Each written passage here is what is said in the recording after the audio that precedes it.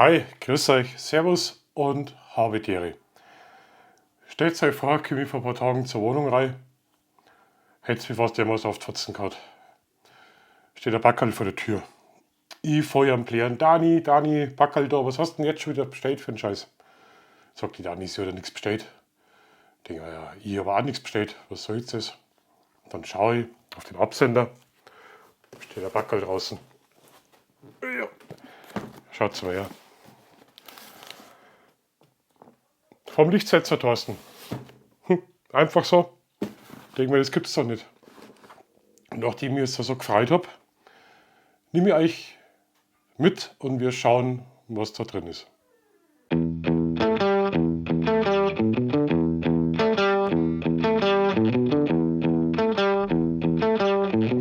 Also das Ganze ist schon Zeit her. Irgendwie habe ich so was Miauen gehört die ganze Zeit. Miau, miau, miau. Das hat jetzt nach 3 Tagen aufgehört. Also keine Ahnung, was da drin ist. Schauen wir einfach mal rein. Ich bin total gespannt. Ich bin wirklich total gespannt. Und danach habe ich noch eine Überraschung und dann habe ich noch was für euch. Also schauen wir einfach mal nach. Professionell natürlich zugeklebt. Ja, so verrückt, echt. Ja, echt mal die Daniel steht. So. Komisch. Ach du Schande.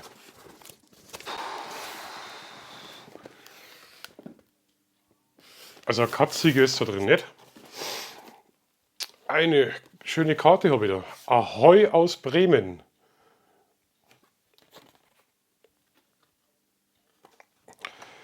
Moin Markus.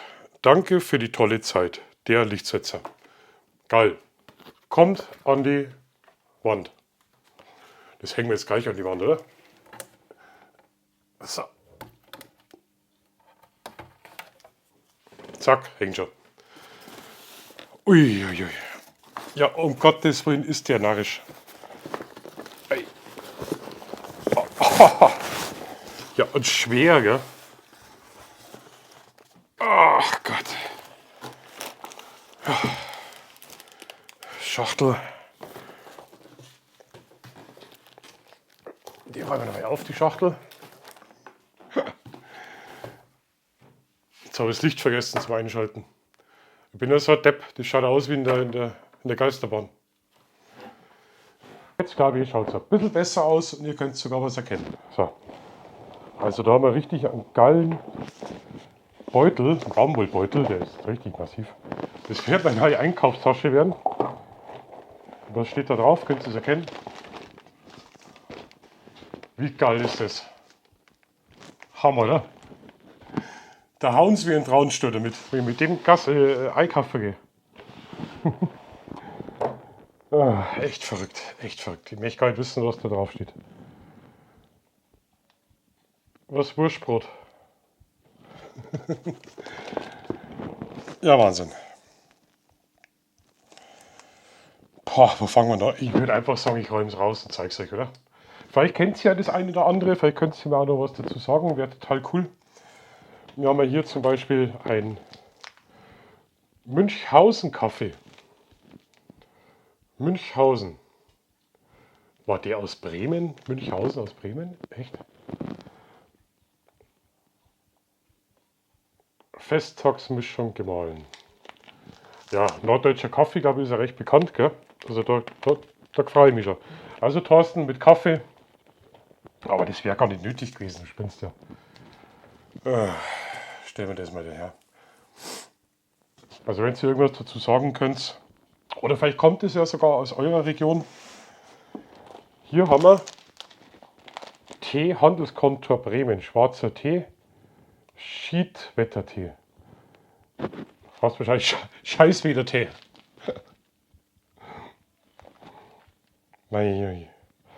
Aromatisierter schwarzer Tee, Gewürz, Orangen und Rumgeschmack. Ist ideal für den Winter, da ich sagen. Also Kaffee und Tee. Verrückt. Ein Verrückter. Irgendwas riecht hier süß. Bremer Brot. Oh ja. Wisst ihr noch, was das riecht? Kennst du das Magenbrot? Genauso riecht es. Teehandelskontor Bremen. Ach, das ist doch ideal für den Winter. Kekse, Tee, Kaffee. Wahnsinn. Aber es hört nicht auf. Es hört nicht auf. Oh, das ist was für die Dani. Bremer Klöten. Bremer Klöten. Kluten. Und zwar ist es was Süßes, was Weißes und was mit dunkler Schokolade.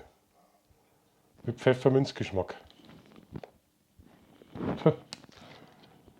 Lüders. Habe ich bei uns auch noch nie gesehen. Thorsten habe ich bei uns noch nie gesehen. Also muss ich echt mal aufpassen. Es ist echt verrückt, wie das doch unterschiedlich ist. Echt. Aber es ist noch nicht alles. Der spinnt. Und zwar haben wir hier ein Heidefrühstück. Oh, das kenne ich. Also nicht genau das, aber sowas in der Art. Das ist wie so Frühstücksfleisch in Aspik oder so. Also jetzt haben wir Süßes, Saures, Fleischiges. Aber nee, da ist noch was. Bremen Ahoi. Da sind sie drauf. Die Bremer Stadtmusikanten. Jetzt haben wir es. Handgemachte Gürtel. Also Bonbons. Ja, die schauen ja lecker aus. Die schauen ja aus wie aus meiner Kindheit. Gell? Bremen Ahoi. Das muss ich alles von der Dani verteidigen. So, haben wir es jetzt? Nee.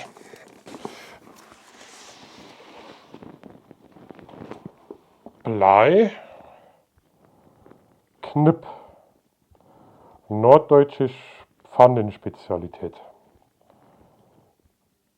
Inhalt, anbraten, okay.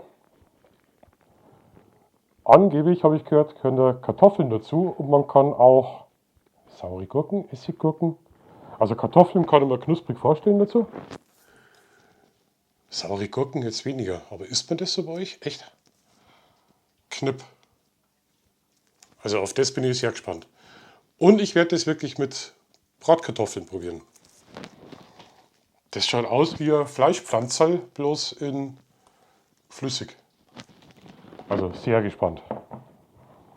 Weiß ich bloß nicht, mit was ich anfange. Ach, Thorsten. Was haben wir denn da herin? Ach Gott sei Dank. Pfeffer, Minz, Pappeler. Soweit ich mich erinnern kann, also nicht mehr meine Kindheit, aber so aus den alten Filmen, so Kriegszeit, Nachkriegszeit, 1886, okay, hat es früher die Süßigkeiten so als Stangen gegeben. Und das sind so anscheinend so Pfefferminzstangen. Mit Papier, also kein Plastik eingewickelt, also richtig auf alt gemacht. Sowas gefällt mir richtig gut. Also sowas feiere ich ja. Also sowas finde ich immer ganz toll, wenn es die alten Sachen noch gibt. Und nein, ich werde jetzt nicht alles probieren, weil dann speibe ich wahrscheinlich spätestens nach der dritten Ding. Fleisch, Kaffee, Keksal, das packe ich nicht. Müssen wir schauen, mit der Familie einen schönen Abend mal. Brotzeit, Abend. Und jetzt ist da immer noch was herin. Oh, jetzt gehen wir eher in mein Fachgebiet. Jetzt, oh. Ha, der Verschluss. Der Verschluss gefällt mir schon mal. Schnorrbräu.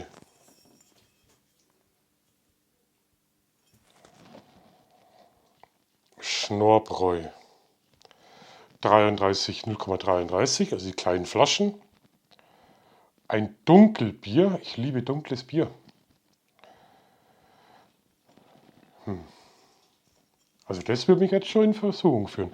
Aber das in Kombination mit dem, glaube ich, kommt richtig gut. Das glaube ich kommt richtig gut. So, was haben wir jetzt noch da drin beim Thorsten? Ah, ja, keine Ahnung, was das ist. Ich glaube, das gehört da nicht rein, Thorsten. Thorsten, war das Paket vielleicht für jemand anderen?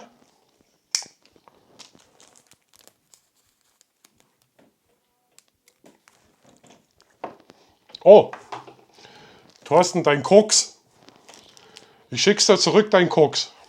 Dani, der Mann mit dem Koks war da. Nee, ist kein Koks. Ist Heroin. Also Thorsten, danke dir. Aber das war noch nicht alles. Das war nicht alles. Weil die Geschichte geht da weiter, gell? Die Dani und ich, wir haben ja Corona jetzt gehabt oder immer noch.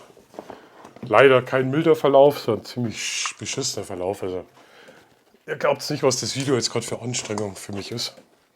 Ich bin ja froh, dass ich schon vorproduziert habe, da von Berchtesgaden.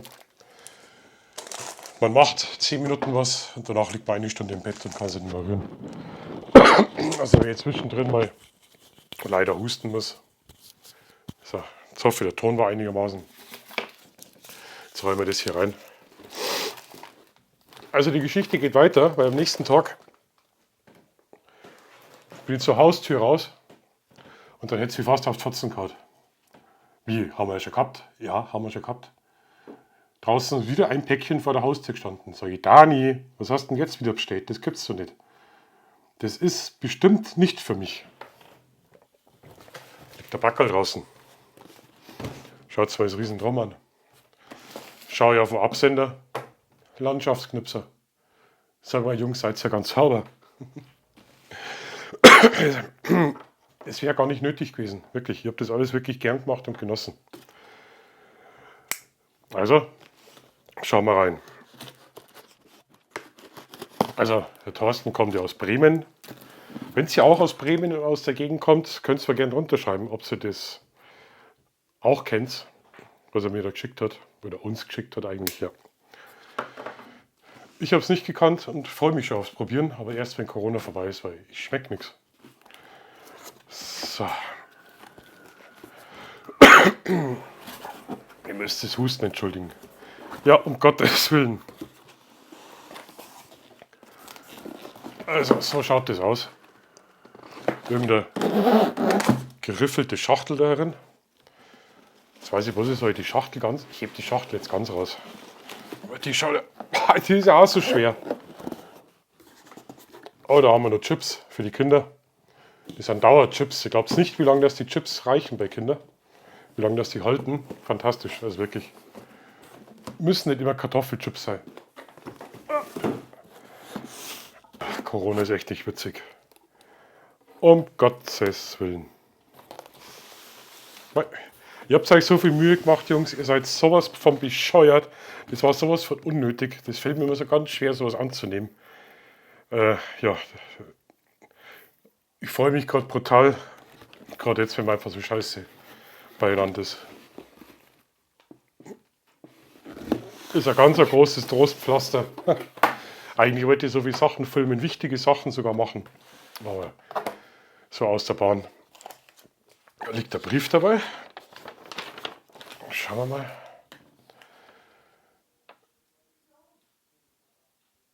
Oh. Ich glaube, Manuel, den darf ich vorlesen, gell? Ja, ich lese den vor. Servus, Markus. Was gelernt? Sehr gut. Auf diesem Wege möchte ich mich auch nochmal für den netten Aufenthalt in deiner Heimatregion bedanken. Darüber hinaus fand ich den Austausch mit dir wirklich toll und mit den Frühstücksbrezen und dem Präsent von dir an uns hast du mich wirklich beeindruckt und gerührt. Das ist bei uns normal. Entschuldigung. Das ist bei uns ganz normal, dass wir auf die Gäste schauen. Und Liebe geht durch den Magen und Bayern muss man lieben. So einfach ist es. Gerne möchte ich mich dafür revanchieren und habe dir mal das eine oder andere Spezielle aus dem Hessenland zusammenstellen lassen. Wir haben jetzt Bremen und Hessen. Wie geil ist denn das? Wenn es mich mal wieder in diese bayerische Region verschlägt, bist du auf jeden Fall der erste Ansprechpartner, den ich kontaktiere. Aber auch darüber hinaus hoffe ich natürlich, dass wir uns irgendwo wiedersehen werden. Das hoffe ich auch, weil es war wirklich klasse mit denen. Wirklich. Also Auch wenn ich nun die Tage ja gemerkt habe, eine Reise mit der Bahn ist für dich keine Option mehr. Ja, das stimmt. Das stimmt. Viele liebe Grüße, Manuel. Das sind so Momente, das freut mich.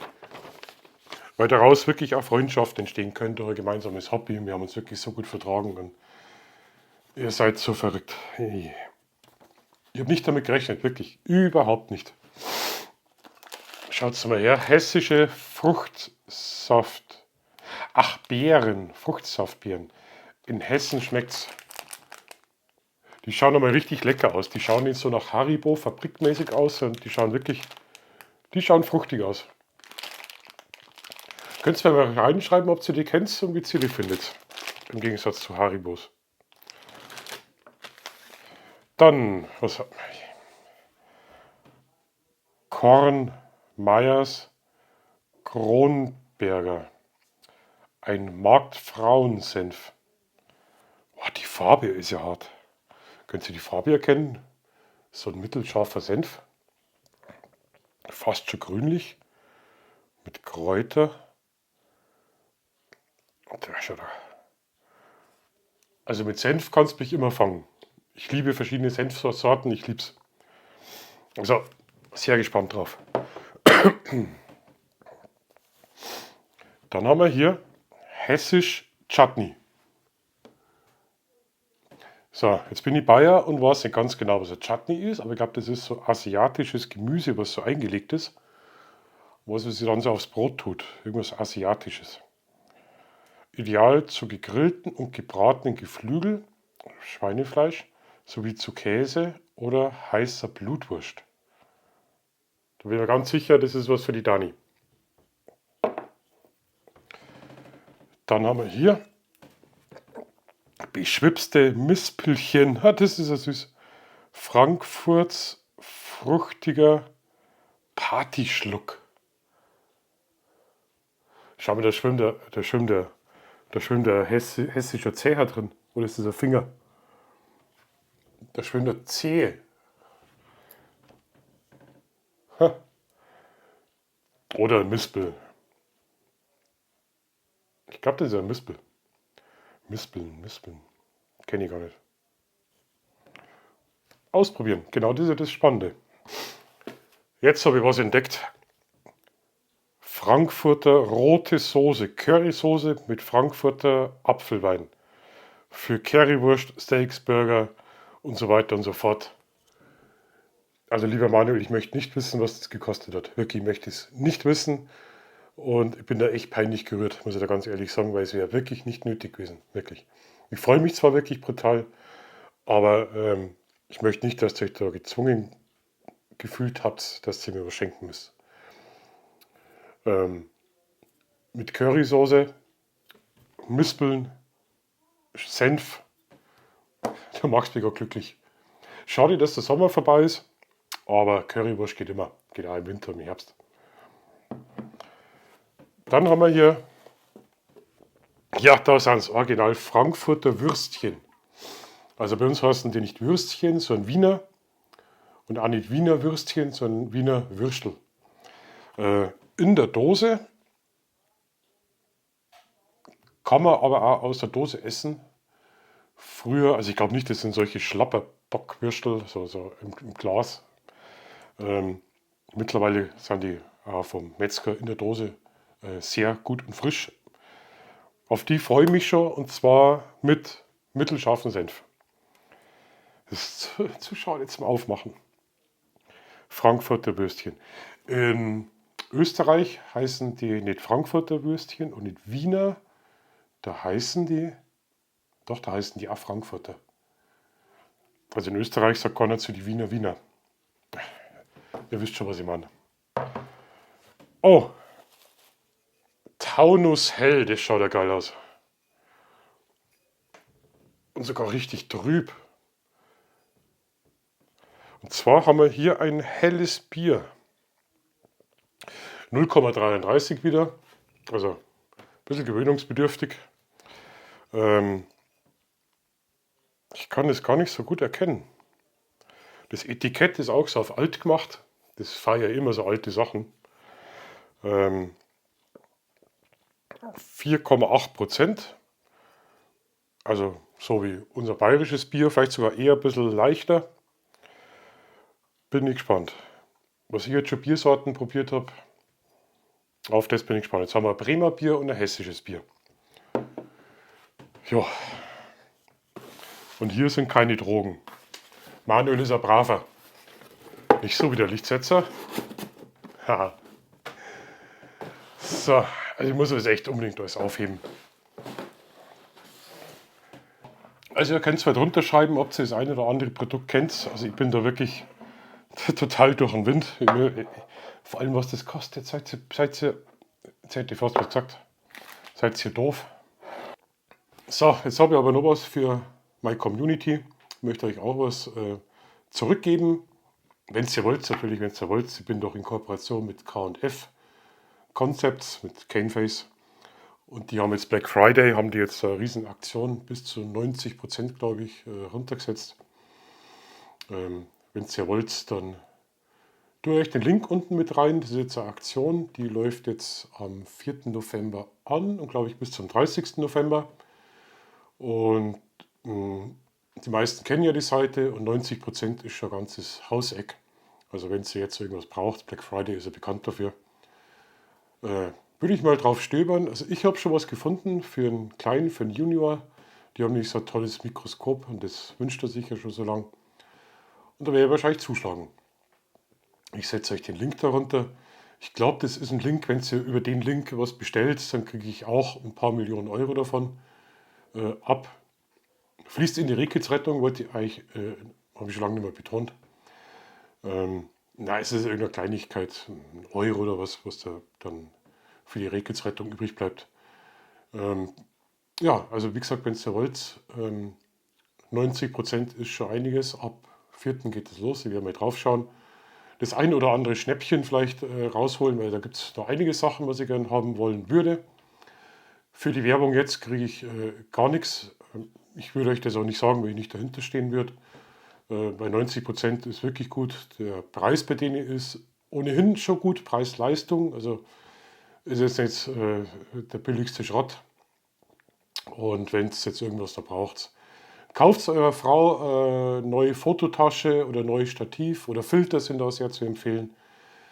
Zu Weihnachten, wenn die Frau da meckert, was das für ein Schmarrn ist, was der geschenkt gekriegt hat, könnt ihr ja immer noch sagen, du Schatz, ich habe es da gut gemeint, aber ich nehme es für dich ab. Da musst du nicht damit spielen. Also in dem Sinne, wenn ihr wollt, schreibt es da drunter, was ihr kennt, was ihr empfehlen könnt. Auch die Zubereitung, gut, das andere kriege ich dann irgendwie dann schon raus. Und dann hoffe ich, dass ich jetzt bald wieder gesund wäre, weil ich glaube, ich habe das Video jetzt 20 Mal wieder wegen Hustenanfälle unterbrechen müssen. Auf den Schreck will ich jetzt erstmal Zigarette rauchen. Und dann wünsche ich euch noch eine schöne Woche. Bis zum Sonntag, da kommt der neue Teil raus, beim Lichtsetzer, beim Landschaftsknipser und beim Thorsten Engemann und bei mir. Ich könnte euch schon spoilern, um was es geht. Es geht natürlich um den Roadtrip, aber ich sage nicht genau, wo wir da hingefahren sind. Also in diesem Sinne wünsche ich euch noch eine schöne Woche. Und hier möchte ich mich nochmal ganz herzlich bedanken. Und auch an meiner Community, an die ganzen brutal netten Kommentare, Likes, Abos. Wir haben jetzt die 1500 geknackt. Da ist Corona gar nicht mehr so schlimm, glaubt es. Und ich versuche euch mit ein bisschen Kurzweile das alles zurückzuzahlen, was ihr mir gebt. Danke. Ciao, ciao und Servus.